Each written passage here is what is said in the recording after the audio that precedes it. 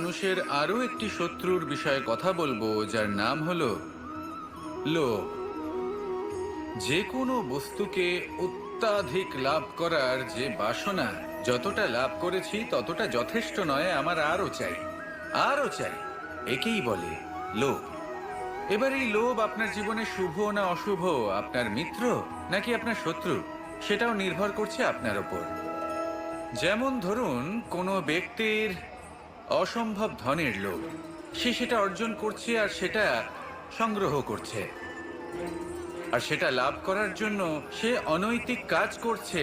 যদি এই সব হতে থাকে তাহলে লোভ কিন্তু আপনার পক্ষে অত্যন্ত ক্ষতিকারক।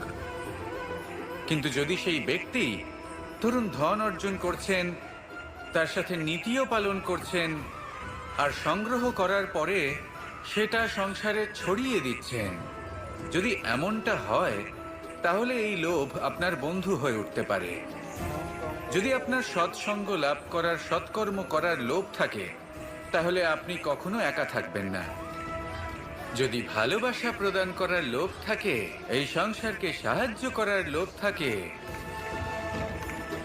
তাহলে এই লোভ, যা সংসারের শত্রু, সেটা কিন্তু আপনার সাথে পরমাত্মার মিলন ঘটাতে পারে।